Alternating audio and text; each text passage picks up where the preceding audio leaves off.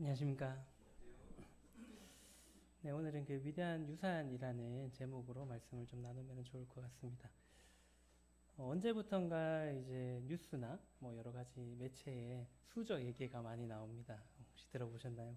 금수저니, 은수저니, 동수저니, 흑수저니 이런 이제 어, 나의 어떠함이 아니라 보통 이제 부모의 배경이 어떠함에 따라서 내가 이제 어떤 수저에 속하느냐 그런 이제 타고난 그런 것들에 대해서 이제 빗대어 가지고 금수저다, 뭐 은수저다, 동수저다, 흑수저다라고 이렇게 표현을 하기 시작을 했고요.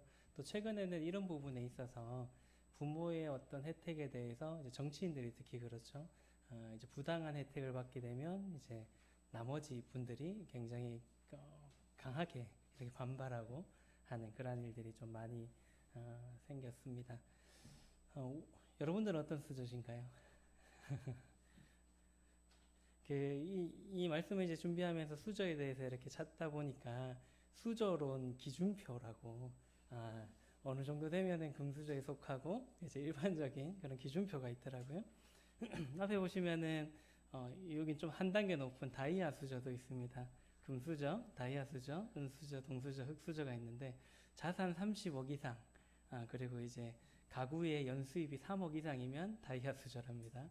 이거는 어디까지는 세상에 그런 언론이나 뭐 재미삼아 이렇게 기준을 마련한 것 같습니다. 그리고 금수저는 자산 20억 이상, 가구 연수입 2억 이상, 은수저는 자산 10억 이상, 가구 연수입 8천만 원 이상, 그 다음에 동수저는 자산 5억 이상, 가구 연수입 5,500만 원 이상. 굉장히 디테일하네요. 500만 원까지. 예. 흑수저는 자산 5천만 원 미만, 가구 연수입 2천만 원 미만이라고 이렇게 누가 만들었는지는 모르겠습니다만은 이런 수저론의 기준표가 있습니다. 좀 더 구체적이게 됐는데 어디쯤 속하시나요? 대부분 동수저 혹은 뭐 흑수저, 흑수저는 최근에 뭐 많지는 않을 것 같긴 한데 어쨌든 뭐 대부분 중산층쯤이면 한 동수저 정도 되지 않을까 싶고요. 연수입 8천만 원 이상이 되려면 보통 좀 중견기업 이상이나 아니면 대기업 정도는 다녀야, 물론 혼자벌이, 외벌이 할 때의 기준이긴 한데요. 맞벌이 하면은 뭐 8천만 원 이상 되는 가구도 뭐 적지 않다라고 생각을 해보게 됩니다. 어쨌든 이러한 기준들이 지금 세상에는 어, 있습니다. 우리가 뭐 어디 속했느냐에 대해서 이렇게 생각해 보면 괜히 씁쓸하기도 하고 안타깝기도 하고, 이제 한편으로는 저희도 이제 회사에서 이런저런 얘기들을 하면서 저희의 이제 협력사 분들, 이제 사장님들 계시잖아요. 이제 사장님들의 자녀들이 보통 또 그 협력사를 이어서 하는 자녀들이 제법 있거든요. 이제 보통 그렇게 시작을 하면은 그 보통 저희 회사의 협력사들은 연 매출이 한 200억에서 300억 하는 회사들이기 때문에 기본적으로 자산을 한 5, 60억을 이제 그 자녀들, 이제 2세, 그 경영 2세들이 받고 시작하는 거기 때문에 왜 열심히 하지 않을까? 우리는 이제 그런 얘기들을 많이 이렇게 하는데, 어쨌든 이 수저라는 이 수저론에 있는 이 수저는 내 뜻대로 정해지는 것은 아닙니다. 내가 금수저가 되고 싶다 해서 그런 집안에 태어날 수 있는 것도 아니고요. 내가 뭐 그냥 흑수저의 삶을, 평범한 삶을 살고 싶어라고 해서 내 뜻대로 흑수저가 될 수 있는 것도 아닙니다. 그래서 우리가 이 수저를 스스로 선택할 수는 없습니다만은, 단지 우리는 어떻게 하나요? 우리 자녀들에게만큼은 좀 더 좋은 수저를 물려주기 위해서 이렇게 노력하고 수고하고 하기는 하는 것 같습니다. 그래서 우리는 어떠한 수저가 되기를 바라시나요? 마음 같아서는 다 다이아 수저가 되시면 좋을 것 같은데, 현실적으로는 쉽지 않습니다. 대기업 다녀도 다이아 수저가 되기가 결코 쉽지는 않다라고 생각을 하고요. 우리 자녀들에게도 어떤 수저를 물려주기를 또 바라시나요? 동일하게 제일 좋은 수저 물려주면 좋지 않을까라는 생각들을, 우리 또 하나님을 믿는 사람이지만 그런 생각들을 가져보기는 합니다. 그래서 오늘은 어떤 수저를 내가 가지고 또 어떤 수저를 우리 자녀들에게 물려줘야 될지에 대한 부분들을 한번 같이 생각해 보는 시간들이 되면은 좋을 것 같고요. 그래서 오늘 본문 말씀은 민수기 13장 14장의 말씀입니다. 이 말씀은 우리가 잘 아는 것처럼 이제 이스라엘 백성들이 출애굽을 해서 가나안 앞에 딱 갔을 때에 정탐하는 이야기가 담겨져 있습니다. 그 민수기 13장 14장의 말씀을 통해서 우리가 가져야 될 것이 무엇인지, 우리가 물려줘야 될 그런 유산이 어떤 것인지에 대해서 생각해 보는 시간 가지면 좋을 것 같습니다. 민수기 13장 1절에서 2절의 말씀에 보시면 여호와께서 모세에게 말씀하여 이르시되 사람을 보내어 내가 이스라엘 자손에게 주는 가나안 땅을 정탐하게 하되 그들의 조상의 가문 각 지파 중에서 지휘관된 자 한 사람씩 보내라라고 이제 하나님께서 말씀하셨습니다. 이스라엘 백성들이 이제 하나님의 도우심으로 애굽에서 이제 출애굽을 했죠. 그래서 이제 긴 여정 끝에 그 고난의 시간들 끝에 약속의 땅 가나안 앞에까지 이렇게 무사히 도착을 했습니다. 그래서 이제 하나님께서 어떻게 명령을 하셨나요? 정탐꾼들을 이제 각 지파에서 한 명씩 뽑아가지고 지휘관 된 사람들 한 명씩을 뽑아가지고 정탐꾼을 다 가나안 땅에 보내라라고 이제 명령을 하십니다. 그 이유가 무엇이었나요? 이제 18절부터 그 이유에 대해서 나오는데 가나안 땅의 거민이 강한지 약한지, 또 가나안 땅이 진짜로 하나님 말씀처럼 좋은지 나쁜지, 또 성읍이나 진영이 뭐 산성인지, 아니면 토지가 또 비옥한지 메마른지, 또 나무가 있는지 없는지, 뭐 그런 전반적인 지형과 그다음 지대와 또 그쪽에 살고 있는 사람들의 모양과 또 이제 그 성벽이 얼마나 견고한지 이렇게 미리 봐오라라고 이제 말씀을 했습니다. 그리고 이제 그 본 것들의 증거로서 실과도 한번 가져와 봐라라고 이제 20절에 보시면 이제 지시를 했던 것을 볼 수가 있습니다. 그래서 이제 40일 동안 그 땅을 이제 살펴보게 됐습니다. 12명이 들어가서 40일 동안 열심히 정탐을 하고 이렇게 나와서 이제 보고를 하는데 12명의 정탐꾼들이 다 같이 놀랐습니다. 왜 놀랐을까요?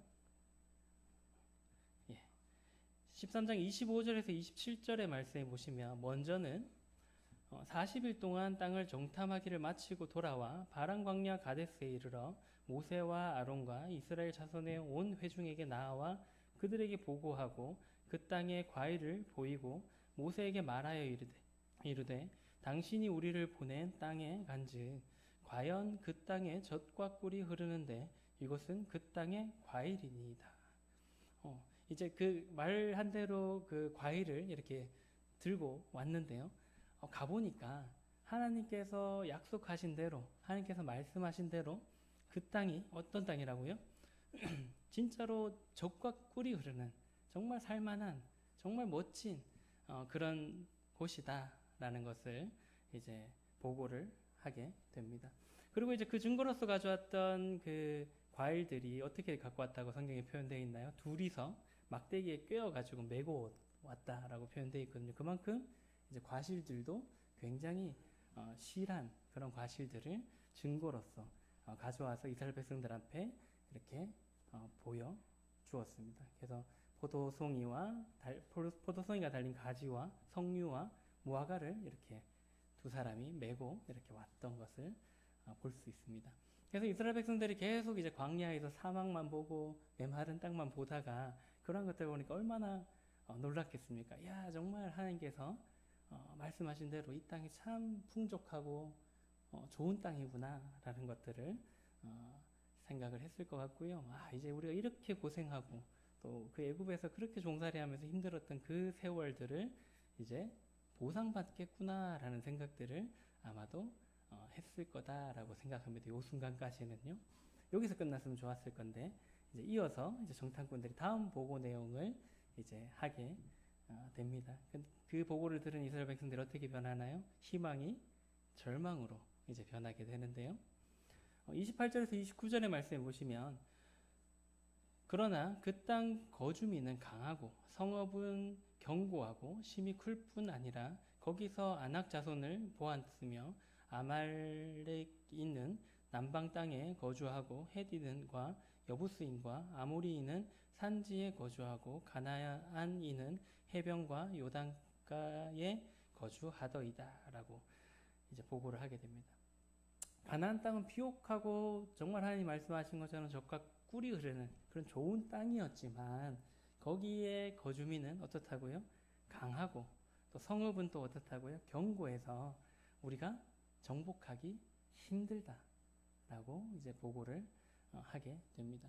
물론 이제 정탐꾼들이 조금은 뭐 얘기하는 과정에서 우리도 그렇잖아요. 누군가에게 뭔가를 전달할 때 조금은 내가 본 것보다는 과장되게 얘기하는 경향이 있습니다. 왜냐하면 나의 이야기를 들어줬으면 좋기 때문에 조금 더 과장했을 수는 있겠습니다만 실제로 가나안 땅에 있었던 그 거민들은 약한 그런 민족들은 아니었다라는 겁니다. 몸집은 이스라엘 백성들보다 컸고요. 그 다음에 우리가 여리고성의 정복 이야기들을 보면서 여러 가지 이런 또 배경에 대한 이야기들을 들을 때 여리고성은 진짜 정복하기 힘든 성이거든요. 성벽도 진짜 견고하고 하나님의 놀라운 방법으로 정복을 했습니다만은 실질적으로 이제 뭐 형제님도 군대를 갔다 오셔서 아시겠지만 성을 지키는 것이 훨씬 쉽습니다. 성을 들어가서 뺏는 것보다요.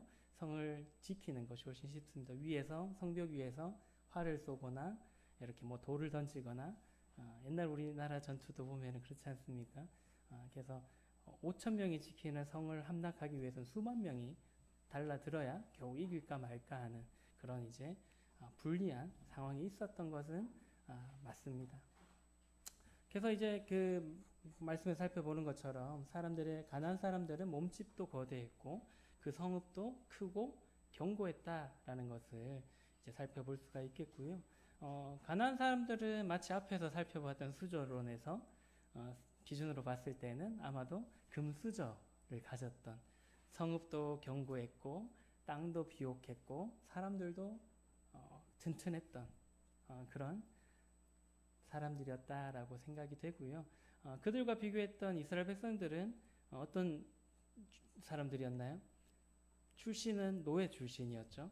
그리고 노예 출신이었기 때문에 전문적인 어떠한 교육도 받지 못했었고 또 특별히 오면서 몇 번의 전쟁을 했습니다마는 이제 군사적인 전문적인 훈련을 받았던 그런 사람들은 아니었죠.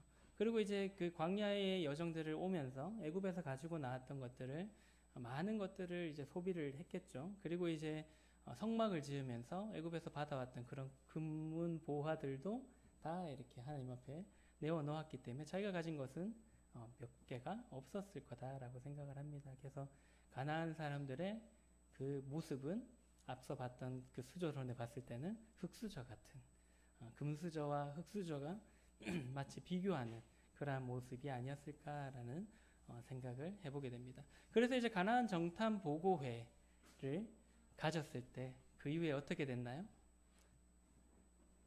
우리가 잘 아는 것처럼 민수기 14장 1절에서 4절의 말씀에 보시면 온 회중이 소리를 높여 부르짖으며 백성이 밤새도록 통곡하였더라.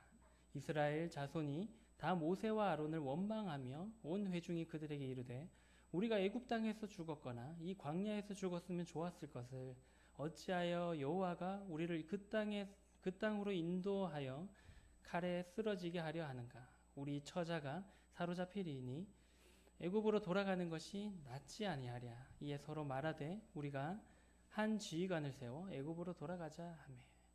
이제 기대가 컸던 만큼 이제 실망도 컸다라는 것을 이 말씀을 통해서 살펴볼 수가 있습니다. 그들은 밤새도록 통곡했다라고 이렇게 기록되어져 있고요. 그뿐만 아니라 모세와 아론을 이제 원망하면서 차라리 애굽에서 죽었으면 좋았을 걸 이란 얘기를 했을 뿐만 아니라 아니면은 애굽에서 나오는 건 좋았으니까 광야에서 차라리 죽었으면 좋았을 것을 괜히 이 땅까지 와서 저 사람들한테 죽게 되고 우리의 처자식들은 노예로 또 잡히게 되겠구나라고 이제 원망하는 일들이 일어나게 됩니다. 그러면서 뭐라고 했나요? 한 지휘관을 세워서 모세와 아론이 아닌 다른 지휘관을 세워서 애굽으로 돌아가자라고 얘기하기에 이르게 되었던 것입니다. 그들은 이제 모세와 아론, 그때 당시에 눈에 보이는 지도자를 원망했다라고 생각할지 모르겠지만은 결국은 누구를 원망한 건가요? 그들을 구원하시고 애굽 땅에서 그리고 여기까지 인도하신 하나님을 원망을 했던 것입니다. 하지만은 그 가운데서 이제 다른 생각을 했던 두 사람이 우리가 아는 것처럼 있었습니다. 바로 여호수아와 갈렙은 그들과 10명의 정탐꾼과는 다른 그런 생각을 했었는데요. 그들은 어떻게 이야기를 했나요? 이 통곡의 바다가 된 이 불평과 원망이 가득했던 이 자리에서 여호수아와 갈렙은 이렇게 얘기를 했습니다. 민수기 13장 30절의 말씀에 보시면 갈렙이 모세 앞에서 백성을 조용하게 하고 이르되 우리가 곧 올라가서 그 땅을 취하자 능히 이기리라 라고 이제 얘기를 했습니다. 여호수아와 갈렙은 슬퍼하고 화가 나 있었던 그 이스라엘 백성들을 조용시켰습니다. 일단 너무 소란스럽고 집중이 안 되었기 때문에 조용해봐라 내가 할 얘기가 있다 라고 했는지 모르겠습니다만은 어쨌든 그 백성들을 조용시키고 했던 얘기가 우리가 올라가자 그 땅을 취하자 능히 이길 수 있다 라고 그 두 명만 그렇게 외쳤던 것입니다. 그들은 이제 어떠한 뭐 그런 가나안 땅에 대해서 어떤 편견이나 뭐 과장 없이 자신들이 보고 느꼈던 그러한 것들을 이제 이스라엘 백성들한테 당당하게 이야기했던 것입니다. 그래서 그들이 봤던 것은 똑같은 걸 봤죠. 나머지 10명의 정탐꾼과 여호수아와 갈렙이 뭐 다른 것을 본 것은 아닙니다. 같이 다녔고 같이 정탐을 했고 같이 그 실과를 따왔을 거다라고 생각을 합니다만은 그들이 보았던 것은 그들 상대방의 그런 강함과 견고함과 어떠함이 아니라 하나님의 약속이 어떠한지 하나님께서 우리에게 주실 땅이 어떠한지 그런 하나님의 시각으로 그러한 것들을 보았기 때문에 죽음을 무릅쓰고 그러한 이야기들을 할 수가 있었다라는 것입니다. 이 얘기를 했을 때 이스라엘 백성들이 어떤 반응을 보였을까요? 계속해서 말씀 살펴보시면 민수기 14장 10절의 말씀에 보시면 온 회중이 그들을 돌로 치려 하는데 그때 여호와의 영광이 회막에서 이스라엘 모든 자손에게 나타나시니라. 이제 극도의 불안과 분노가 가득했던 그 상황 속에서 여호수아와 갈렙이 당당하게 치러 가자. 저 사람들은 예전 성경에 보면 우리의 밥이다라고 이렇게 표현을 하죠. 그래서 충분히 이길 수 있다. 하나님께서 주시는 땅을 우리가 취하자라고 이렇게 얘기했을 때 백성들은 저것들이 미친 거 아닌가?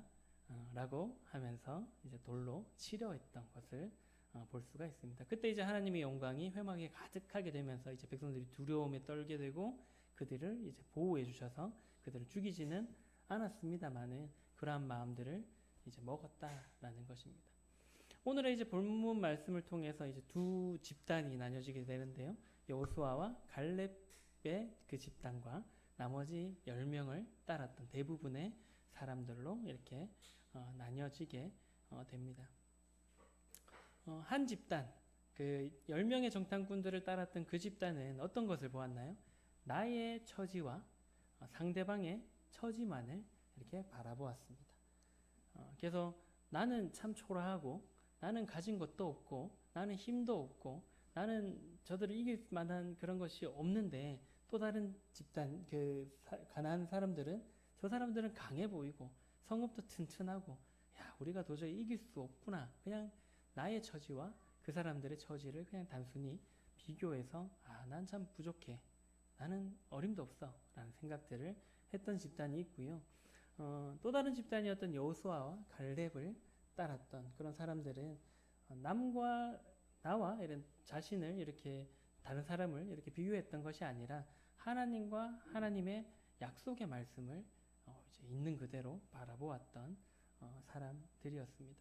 그래서 그 차이의 결과는 이제 극과 극으로 이렇게 나뉘어졌음을 우리가 이 본문 말씀을 통해서 살펴볼 수가 있는 것입니다. 우리는 어떠한가요?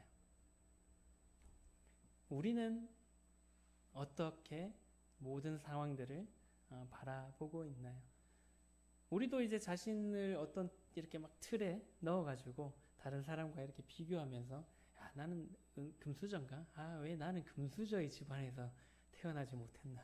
나는 이렇게 신세한탄을 하고 있지는 않냐라는 것입니다. 이제 직장 생활을 하면서 회사에서 이렇게 사람들을 만나보게 되면 마냥 그냥 남을 부러워하는 사람들이 있거든요. 야, 저 사람은 참 금수저를 타고났는데 나는 왜 우리 아버지는 뭐 하셨지? 이런 이야기들을 그냥 농담 삼아 이렇게 할 때 하는 사람들이 있습니다. 우리도 그렇지 않냐라는 부분들을 우리도 생각해 볼 필요가 있다라는 것입니다. 우리도 이런 10명의 집단에 속해서 나를 어떠한 틀 안에 가둬도 두고 더 잘난 사람들, 소위 말하는 세상에서 말하는 부자들, 뭐 재벌가들 이렇게 비교하는 것이 아니라 우리는 그런 세상의 기준으로 정해진 어떠한 수저의 그런 기준 안에 이렇게 갇혀 사는 것이 아니라 우리는 어떤 수저가 되어야 될까요? 하나님의 수저, 하나님께 속한 그런 사람들이 되어야 필요가 있다라는 것입니다. 그래서 어떠한 이제 세상의 재물과 뭐 어떠한 명예와 어떤 좋은 집과 그런 물질적인 것들을 추구하는 것이 아니라 그러한 것을 뛰어넘는 여호수아 갈렙처럼 하나님의 것을 바라볼 수 있는 그러한 자들이 될 필요가 있다라는 것입니다. 어떤 분이 이제 그 지저스 스푼이라는 이제 예수님 숟가락이죠. 예수님 수저 라는 책을 쓰신 분이 있습니다. 그분이 이제 그 책을 이제 쓰게 된 동기가 이제 결혼식에 갔는데 이제 결혼식에 가면 그런 얘기들 하잖아요. 저 이제 신랑이 뭘 일을 하고 또 뭐 집은 뭐 어떻게 구했다더라 뭐 이제 뒷 배경들을 많이 이렇게 얘기를 하는 걸 듣고 이제 자기 아들에게 이렇게 야 그래도 우리는 동수저쯤은 되지 라는 이제 아들한테 얘기를 했더니 이제 아들이 이제 그런 얘기를 했답니다. 권사님 뭔 얘기 하시냐고 우리는 예수님 수저 아니냐 그래서 그런 것들을 물려주신 게 감사하다라는 얘기들을 듣고 우리가 가진 것이 무엇인지에 대해서 이제 썼던 책이 이제 지저스 스푼이다 라는 그런 책을 썼다라고 합니다. 그래서 우리도 그런 예수님의 수저를 가졌다라는 것을 잊으면 안 된다라는 생각들이 들고요. 이스라엘 백성들도 만약에 우리가 속해 있는 곳이 어디인지를 명확하게 알았다라면은 아마 40년의 그 고생을 하지 않아도 되지 않았을까라는 생각들을 해보게 됩니다.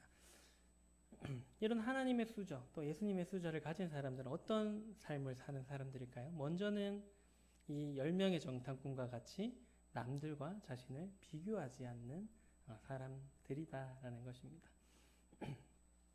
민수기 13장 31절에서 33절의 말씀에 보시면 그와 함께 올라갔던 사람들은 이르되 우리는 능히 올라가서 그 백성을 치지 못하리라. 그들은 우리보다 강하니라 하고 이스라엘 자손 앞에서 그 정탐한 땅을 악평하여 이르되 우리가 두루 다니며 정탐한 땅은 그 거주민을 삼키는 땅이요 거기서 본 모든 백성은 신장이 장대한 자들이며 거기서 네피림 후손인 아낙 자손의 거인들을 보았나니 우리는 스스로 보기에도 메뚜기 같으니 그들이 보기에도 그와 같았을 것이니라.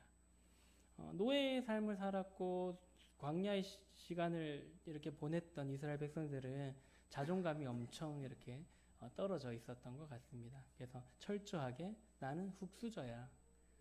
저들과 비교해보니 저 금수저를 가진 저 가난한 사람들과 비교해보니까 나는 아무것도 아니야 라는 생각들을 했던 것 같습니다. 그래서 이제 금수저였던 가난한 사람들의 강함과 또 장대함과 견고함을 이제 보니 자신들을 이렇게 비교해 보니까 자신들은 약하고 가진 것도 없고 힘이 없다라고 이렇게 비교를 하게 되었고요. 그래서 이제 자신들을 어떻게 표현을 했나요? 이거 그 가난한 사람들이 이스라엘 백성들에 대해서 얘기한 게 아니라 자신들이 자신을 평가했을 때 가난한 사람과 비교해 보니까 어떻다고요? 메뚜기 같다. 메뚜기는 어떤가요? 저도 어릴 때 메뚜기 이렇게 튀겨 먹어봤는데 맛있습니다. 그죠? 메뚜기라는 건 굉장히 연약하고 사람들이 이렇게 잡아서 밟아버리면 그냥 터져 죽어버리는 굉장히 불완전하고 연약한 존재거든요. 물론 이제 잡기는 힘듭니다만은 사람들에게 비교했을 때는 아무것도 아닌 그냥 발로 꾹 밟아버리면 죽어버리는 그러한 하찮은 존재다라고 자기 스스로가 자기에게 그렇게 표현을 했던 것입니다. 하지만 이제 철저하게 하나님께 속했던, 하나님의 수저를 가졌던, 하나님의 백성이었던 그 여호수아와 갈렙은 다른 관점을 가졌었죠. 아까 봤던 말씀하고 다른 14장 6절에서 9절의 말씀에 보시면 그 땅을 정탐한 자 중 눈의 아들 여호수아와 여분네의 아들 갈렙이 자기들의 옷을 찢고 이스라엘 자손의 온 회중에게 말하여 이르되 우리가 두루 다니며 정탐한 땅은 심히 아름다운 땅이라. 여호와께서 우리를 기뻐하시면 우리를 그 땅으로 인도하여 들이시고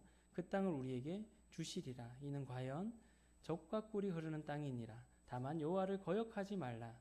또 그 땅 백성을 두려워하지 말라. 그들은 우리의 먹이라. 그들의 보호자는 그들에게서 떠났고 여호와는 우리와 함께 하시느니라. 그들을 두려워하지 말라 하나. 여호수아와 갈렙의 관점은 하나님께서 함께 하시고 계시냐 아니면 그렇지 않냐의 관점으로 보았습니다. 그렇기 때문에 어떻게 얘기했나요? 하나님께서 기뻐하신다라면은 상대가 강하고 성읍이 견고할지라도 그 땅을 인도하여 들이시고 그 땅을 취할 수 있다라고 여호수아와 갈렙은 생각했던 것입니다. 그리고 이제 가나안 백성들과 자신들을 비교했던 그 이스라엘의 수많은 백성들이 자신을 메뚜기와 같다라고 표현했지만 여호수아와 갈렙은 어떻게 표현했나요? 가나안 백성에 대해서 우리의 먹이다. 이 예전 성경에는 우리의 밥이다. 그냥 밥은 어떤가요? 그냥 먹으면 끝이 나는. 누군가가 차려줬을 때 그냥 맛있게 먹으면 끝이 나는. 하나님께서 차려주신 이 밥상을 먹으면 되는데 왜 너희들은 그렇게 무서워하고 두려워하고 하나님을 거역하려고 하냐라는 것을 이제 에둘러서 이렇게 우리의 먹이다라고 표현을 했던 것입니다. 하나님과 함께하고 하나님을 바라보는 사람들은 남과 자신을 굳이 이렇게 비교해서 열등감을 가지거나 또 그로 인해서 이제 불평불만을 가지는 사람들이 아니다라는 것입니다. 그리고 남과 이렇게 비교하게 되면 우리가 가지는 것 중에 저 사람 더 가졌는데 괜히 시기가 생기고 또 미워하게 되고 또 이제 불평을 많이 가지게 될 수 있다라는 것입니다. 그렇기 때문에 하나님에게 속한 사람들, 하나님을 바라보는 사람들은 그냥 그 하나님으로서 만족할 수 있고요.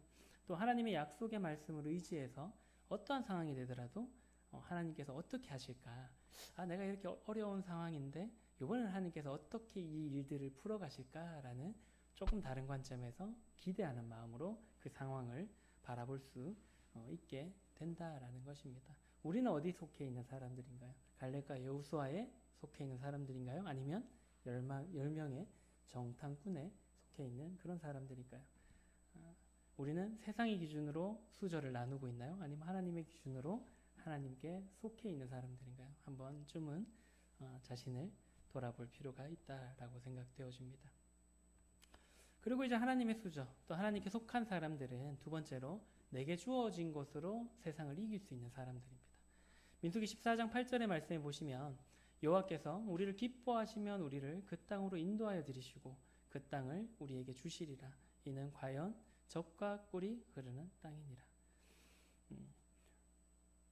여호수아와 갈렙은 철저하게 이제 하나님께서 기뻐하신다라면은 이 모든 것들을 해낼 수 있다라는 것을 알았고요. 또 하나님의 약속을 그렇게 하셨기 때문에 하나님께서 그 약속하신 것이 바뀌지 않는다라면은 우리도 충분히 그 약속대로 할 수 있다라는 것을 믿었던 그러한 사람들이었습니다. 아까 말씀드렸던 것처럼 이스라엘 백성들은 광야길을 이렇게 오는 동안 애굽에서 나와서 이제 이 가나안 땅까지 그 오는 여정 가운데서 가졌던 많은 것들을 소비했을 겁니다. 먹을 것도 하나님께서 안 주시면 먹을 수 없는 상황이었고요. 물도 하나님께서 안 주시면 마실 수 없는. 그래서 우리가 출애굽기나 민수기를 통해서 살펴보면 끊임없이 불평 불만을 했던 것을 이제 볼 수가 있습니다. 세상적으로 보았을 때 이제 가진 것이 없는 그런 흙수저보다도 못한 삶이었다라고 보여지고요. 우리는 적어도 내일 먹을 것에 대해서 지금 고민하시는 분은 이 자리에 없다라고 생각을 해보게 됩니다. 하지만은 이스라엘 백성들은 그런 걱정들이 있었거든요. 내일 만약에 하나님께서 만나를 주시지 않는다면 이거 굶겠는데? 라는 생각을 처음에는 하지 않았을까요? 나중에는 계속 반복되다 보니까 아마 당연하게 여겼을지 모르겠지만 이스라엘 백성들의 삶이 하나님께서 하루라도 그 손을 놓으시면 다 죽을 수밖에 없는 그러한 사람들이었기 때문에 광야 생활 가운데서 몸도 마음도 지칠 대로 지친 그런 상태였을 거다라고 생각을 해보게 됩니다. 그러한 이제 이스라엘 백성들이 이제 어떻게 보면 드디어 정착할 수 있는 하나님께서 약속하신 땅 앞에 왔을 때 얼마나 기대가 컸겠습니까? 우와, 드디어 이제 우리도 따신 밥 먹으면서 안정된 삶을 살 수 있겠구나라고 생각을 했는데 그 와중에 10명의 정탐꾼들이 보고하는 그 보고를 들으니 원망하는 것은 한편으로는 당연하다라는 생각들을 해보게 됩니다. 거기서 우리가 만약에 저희도 그렇잖아요. 만약에 어떤 전쟁이 일어나서 피난을 가는데 저는 물론 6.25를 겪지는 않았습니다만은 그 6.25 때를 생각해봐도 우리가 들은 얘기들을 생각해봐도 이렇게 피난을 가서 부산까지 이렇게 내려갔을 때 뭔가 희망이 있어야 되는데 여기서도 또 피난을 가야 되는 그런 상황이 된다라면은 얼마나 절망하고 그냥 모든 것을 놓아버리겠습니까? 아마 이스라엘 백성들이 그러한 상황이지 않았겠나 한편으로 이해는 된다라고 여겨집니다. 하지만은 그 순간에 이스라엘 백성들이 자신들이 가지고 있었던 가장 중요한 것을 놓쳤다라는 것입니다. 그게 무엇인가요? 그것이 바로 자신들은 국소조도 아니고 가진 것이 없는 것이 아니라 모든 것을 주실 수 있는 하나님을 놓쳤다라는 것입니다. 하나님께서 선택하신 특별한 백성이다라는 것을 그 순간 이제 눈에 보이는 것, 또 그 정탐꾼들이 얘기하는 것만 듣고 그 순간 잊어버렸던 거죠. 그래서 이제 방금 읽었던 말씀처럼 이스라엘 백성들은 하나님께서 기뻐하시면, 만약에 하나님께서 기뻐하시는 일이라면 그 말씀을 의지해서 하지 못할 것이 없다라는 그런 위대한 하나님께서 선택하신 그런 백성이었다라는 것을 잊어버렸다는 거죠. 그 순간 그것들을 잊지 않았다라면은 여호수아 갈렙처럼 그래, 하나님께서 기뻐하시면 우리가 그 가나안 땅을 하나님 약속하신 대로 능히 취할 수 있을 거다라는 자신감이 있었을 건데 그 순간은 그렇지 못했다라는 것입니다. 하나님께서 이스라엘 백성들을 어떻게 보호하셨나요? 나중에 이제 신명기에서 이제 있었던 그 일들을 회상하면서 이렇게 얘기하고 있습니다. 신명기 32장 10절의 말씀에 보시면 여호와께서 그를 황무지에서 짐승이 부르짖는 광야에서 만나시고 호위하시며 보호하시며 자기의 눈동자같이 지키셨도다. 하나님께서 이스라엘 백성들에게 어떻게 하셨다고요? 황무지와 그 광야길에서 이스라엘 백성들을 만나셨고요. 또 지키시고 보호하시고 눈동자같이 그들을 바라보셨다라는 것입니다. 그리고 심지어는 어떻게 되었다고 또 다른 말씀에 보면 어떻게 표현하고 있나요? 물과 음식도 하나님께서 직접 다 해결해 주셨고요. 고기 먹고 싶다 하면 고기도 이렇게 주셨고요. 그 다음에 40년 동안 이 정탐에 실패하고 난 뒤에 40년 동안 광야길을 갈 때 어떻게 또 표현하고 있나요? 옷이 낡아지지 않고 신발이 헤어지지 않았다. 하나님의 보호하심이 그들과 항상 함께 했고요. 그리고 또 어떤 일이 있었나요? 매일매일 구름기둥과 불기둥으로 그들을 계속 인도해 나가셨다라는 겁니다. 근데 이스라엘 백성들은 그 순간에도 아마 가나안 땅 앞에 갔을 때 그들이 불평불만하고 있었을 때 구름기둥이 옆에 있었을 건데 그 하나님을 이제 바라보지 못했다라는 것입니다. 그래서 이제 그들은 어떻게 보면 자신들 스스로 생각했을 때는 아무것도 없는 사람들이다라고 생각했을지 모르지만 가나안 백성들이 없었던 한 가지가 있었는데 그게 바로 세상을 창조하신 전능하신 하나님이 그들과 함께 하셨다라는 것입니다. 우리도 이제 이스라엘 백성들처럼 이런 사실들을 잊고 살 때가 참 많이 있습니다. 우리에게 구름기둥과 불기둥은 없습니다만 뭐가 있나요? 아침에 떠오르는 찬란한 태양도 있고요. 밤이 되면 떠오르는 그 영롱한 또 달도 있습니다. 별도 있고요. 그리고 우리가 더울 때 되면 그늘에 잠시나마 그 나무가 없더라도 쉼을 주는 구름도 때때로 우리가 더울 때 이렇게 가려주는 구름도 있고요. 또 선선한 바람, 또 때에 따라 필요하게 내려주시는 이 비, 모든 것들이 하나님께서 주시는, 우리는 이스라엘 백성들처럼 만나도 안 주시고 물도 안 주시고 구름기둥과 불기둥으로 인도하시지도 않잖아 라고 얘기할 수 있을지 모르겠습니다만은, 지금도 우리와 하나님께서 함께 하신다는 증거들을 이 세상 모든 곳에 하나님께서 만드신 그 만물 가운데 여전히 보여주고 계시다라는 것입니다. 하지만 우리도 그러한 것들을 이스라엘 백성들처럼 잊고 살 때가 참 많은 것 같습니다. 빌립보서 4장 13절의 말씀해 보시면 내게 능력 주시는 자 안에서 내가 모든 것을 할 수 있다라고 이제 말씀하고 있습니다. 우리가 이제 물질적인 가진 것들, 우리 물질적인 것들만 바라보게 되면 절망하고 실망할 때가 많이 있습니다. 때로는 우리 물질적인 것들 중에 하나인 육체를 바라볼 때, 병들고 아플 때 하나님께서 어떻게 나에게 이런 것들을 허락하셨나요? 라고 때로는 원망을 할 때도 있습니다. 하지만 그 가운데서 우리가 기억해야 될 것은 하나님께서 능력 주시는 자 안에서 하나님께서 기뻐하시는 일이라면 우리가 다 해낼 수 있다라는 것입니다. 구원받은 성도들은 하나님의 수저를 가진 그런 하나님의 백성들이고요. 또 심지어 그 백성을 넘어선 이 하나님의 자녀들입니다. 그래서 하나님께서 우리를 기뻐하신다면은 방금 읽은 빌립보서의 4장 13절의 말씀처럼 하나님의 뜻 안에서 우리가 못 해낼 일은 하나도 없다라는 것을 기억하시면 좋을 것 같습니다. 그래서 우리가 우리의 가진 가장 중요한 것을 잊고 살아가고 있기 때문에 남과 비교하기도 하고요. 세상에서 이렇게 패배하는, 실패하는 그러한 삶을 산다라는 것입니다. 그래서 하나님의 수저를 가진 사람들은 하나님을 바라보며 환경과 여건과 또 이제 상관없이 세상을 이기는 사람들이다라는 것입니다. 우리에게 주어진 것이 결코 작지 않고요. 이게 가장 큰 것이다라는 것을 잊지 않고 살아가시면 좋을 것 같습니다.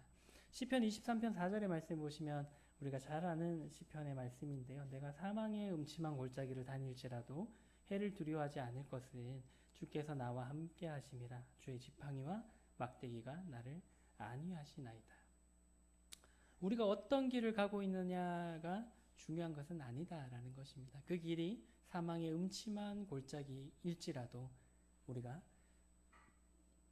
그런 해를 두려워할 필요가 없다라는 것입니다. 그 이유가 무엇인가요? 주께서 나와 함께 하시기 때문에, 그리고 그 주님께 함께 하시는 주님께서 그 지팡이와 막대기로 나를 이렇게 보호하시고 계시기 때문에 우리가 어떠한 상황에 놓여져 있냐만을 바라볼 필요가 없다라는 것입니다.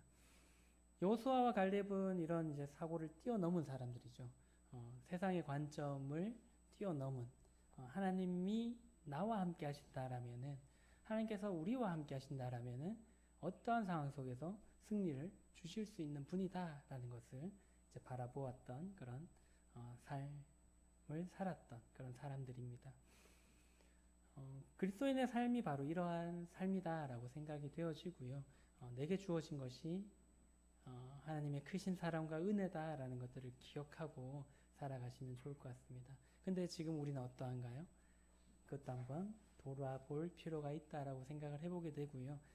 금수저면 물론 뭐 좋겠습니다만은 그런 이제 금수저냐 흙수저냐 이러한 이제 세상의 그런 기준에 휘말려 있어가지고 그런 나는 왜 그런 것들을 가지지 못했지? 내가 가진 것이 참 많은데 항상 우리는 가지지 못한 것만 더 이렇게 집중해서 봅니다. 내가 20평짜리 집에 살면 얼마나 감사한 일인가요? 근데 저 사람은 50평, 60평 집에 산다는데 나는 왜 그런 걸 못 가졌지? 내 자가용이 있으면 참 좋잖아요. 제가 어릴 때만 해도 저희 집에 차가 없었을 뿐만 아니라 이제 주변에도 친구들도 뭐 그닥 차 가진 친구들이 집에 없었기 때문에 차 가진 사람 보면 야 저런 것도 있네 라는 생각들을 우리는 부러워하잖아요. 근데 우리가 가지지 못한 것에 집중할 필요가 없다라는 것입니다. 그래서 내가 가지지 못한 것 때문에 잔뜩 이렇게 화가 나 있고 또 시기하고 불평하고 불만을 가지는 그러한 필요가 없다라는 것입니다. 오늘 이제 집에 돌아가셔서 이제 씻으시면서 한번 내 얼굴을 이렇게 한번 곰곰이 한번 봐보십시오. 보통 우리의 인격과 우리의 삶이 얼굴에 이렇게 드러난다라고 하잖아요. 내 얼굴 표정이 어떤가? 정말 기쁨에 하나님으로 인해서 기쁨에 넘쳐서 이 환한 웃음을 짓는 얼굴인지 아니면 이러한 세상의 기준으로 또 내 주변에 주변과 비교하면서 이렇게 막 침울하고 화나 있고 그런 얼굴은 아닌지 이렇게 한번 자세히 자신의 얼굴을 이렇게 살펴보면 좋을 것 같습니다. 그래서 어떠한 얼굴이든지 간에 다시금 하나님으로 인해서 기뻐하고 감사할 수 있는 그러한 얼굴들이 되시면 좋을 것 같습니다. 그리고 이제 우리는 이러한 하나님의 수저로서 우리가 먼저 살 필요가 있고요. 그리고 이러한 위대한 유산을 물려주는 그런 삶 또한 우리가 살 필요가 있다라고 생각을 합니다. 사사기 2장 10절의 말씀인데요. 그 세대의 사람도 그 조상들에게로 돌아갔고 그 후에 일어난 다른 세대는 여호와를 알지 못하며 여호와께서 이스라엘을 위하여 행하신 일도 알지 못하였더라. 여호수아의 시대가 끝이 나고 이제 가나안을 정복하고 난 뒤에 이제 사사의 시대로 갔을 때에 어떻게 되었나요? 그 후에 일어난 다른 세대, 앞 세대와 전혀 상관없는 세대가 일어나게 되었고요. 그 세대는 어떠했다고요? 여호와를 알지 못했고 또 여호와께서 이스라엘을 위하여 행하신 일도 알지 못하는 그러한 세대가 일어났다라는 것입니다.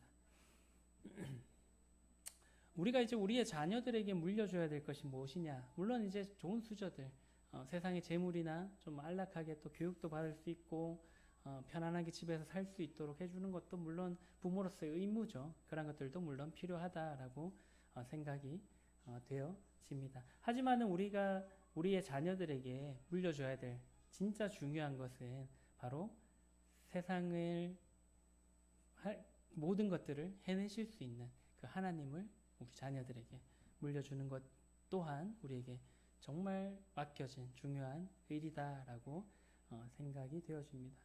여호수아가 죽고 난 이후에 그 다음 세대는 이제 하나님을 알지 못했다라고 했는데 우리의 다음 세대는 어떠할까요? 하나님을 잘 섬기는 세대가 되어야 된다라고 생각을 하고요.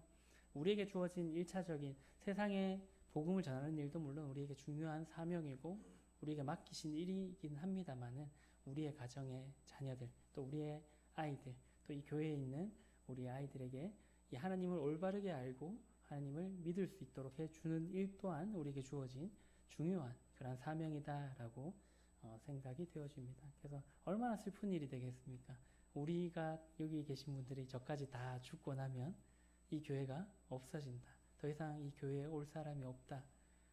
다음 세대는 하나님과 전혀 상관없이 살아가게 되었다라는 것이 얼마나 하나님 앞에 갔을 때 야 너희는 뭐 했냐 라는 얘기를 듣는 그런 슬픈 일이 되지 않겠나라는 생각들을 해보게 됩니다. 그래서 우리 세대에 이 가지고 있는 이 진리의 말씀 또 진리의 복음이 끊어지지 않고 주님 오시는 그 날까지 우리의 자녀들 또 우리 자녀의 자녀들 또 자녀의 자녀의 자녀들까지 이 맡겨진 그 사명들 하나님의 복음의 진리가 이 교회 안에 가득하면 좋겠다라는 생각들이 듭니다.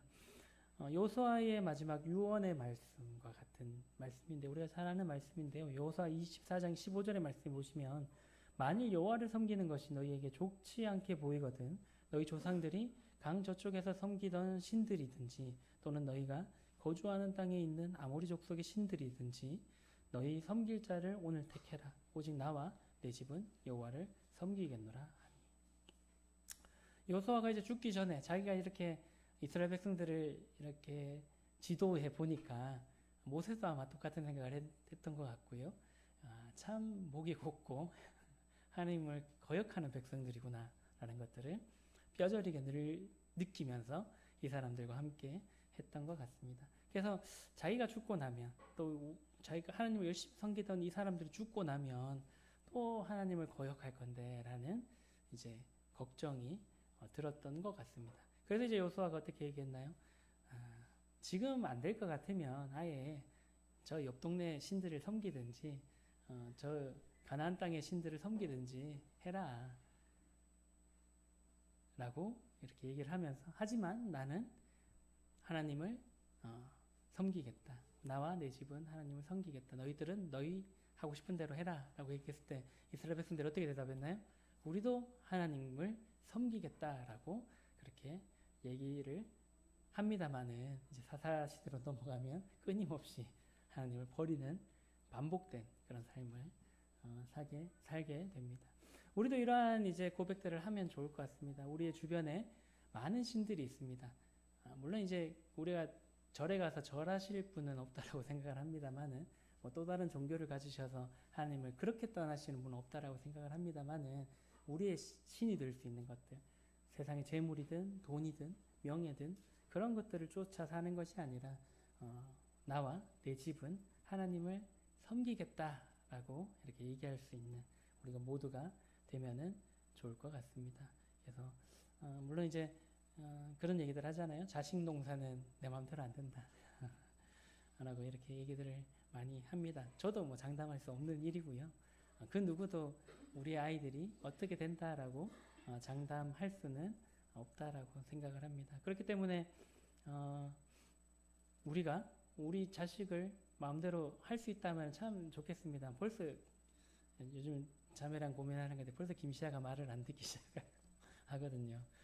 혼자 어제도 뭐 때문에 그런지 모르겠는데 혼을 냈더니 사라진 거예요. 집에서 크지도 않은 집에서 사라졌는데 저쪽에 옷방 불 다 꺼놓고 혼자 실룩실룩 울고 있더라고요. 그래서 벌써 이게 아이들이 7살밖에 되지 않은 아이들도 저희 마음대로 이렇게 할 수가 없습니다. 그렇기 때문에 우리가 이제 때로는 이제 그런 얘기들을 다른 사람의 자식들이 잘 안 된 거 보면서 어떻게 저렇게 하냐, 왜 저렇게밖에 못 키웠지? 라고 때로는 우리가 은연중에 이렇게 말을 할 수 있습니다만은 우리도 우리의 자식을 마음대로 할 수는 없습니다. 다만 어떻게 해야 되나요? 우리에게 맡기신 그 자녀들을 하나님께서 인도하실 수 있도록 하나님 앞에 이 자녀들에게 어떻게 해야 될지를 끊임없이 우리가 묻고 또 성경에서 그 답을 찾아가야 된다라고 생각을 해보게 됩니다. 그래서 우리가 이제 이런 위대한 유산들, 하나님의 백성인 임을 또 하나님의 자녀됨에 대해서 우리가 먼저는 우리가 제대로 그 유산을 가질 필요가 있다라고 생각을 하고요. 그리고 이제 그 가진 것을 우리만 가지고 있는 것이 아니라 우리의 자녀들에게 1차적으로 먼저 물려줄 필요가 있다라고 생각하고, 그리고 이제 그 다음에 우리 주변의 친구들, 또 친척들, 또 다른 가족들에게 그러한 것들을 함께 나눌 필요가 있다라고 생각을 합니다. 그래서 우리가 먼저는 우리가 하나님 자녀다운 그런 삶을 살고요. 그리고 또 우리의 자녀들에게도 그런 좋은 하나님의 수저를 물려줄 수 있는 그런 좋은 유산, 또 위대한 유산을 이어가는 그런 모두가 되시면 좋을 것 같습니다. 네, 기도하고 시간 마치도록 하겠습니다.